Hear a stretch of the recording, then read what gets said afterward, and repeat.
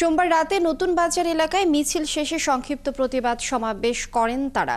এই সময় সংখ্যালঘুদের নিয়ে দেশটির রাজনীতি বন্ধের আহ্বান জানিয়ে বাংলাদেশের সহকারী হাইকমিশনে হামলার তীব্র নিন্দা জানানো হয়। বাংলাদেশের জাতীয় পতাকা অবমাননা ও হামলার ঘটনায় অবিলম্বে ভারতকে ক্ষমা চাওয়ার দাবি জানান তারা।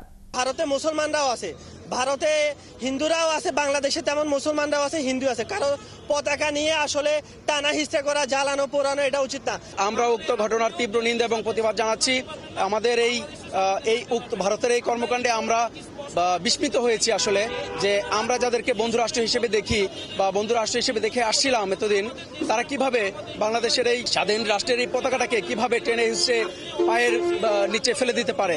আমাদের দাবি হচ্ছে একটাই, যে এটার জন্য বাংলাদেশের হাই কমিশনার, বাংলাদেশের ভারতের হাই কমিশনার রয়েছে, তাকে 24 ঘন্টার মধ্যে ক্ষমা চাইতে হবে এবং কি অমিত শাহকে অবশ্যই মাপ চাইতে হবে।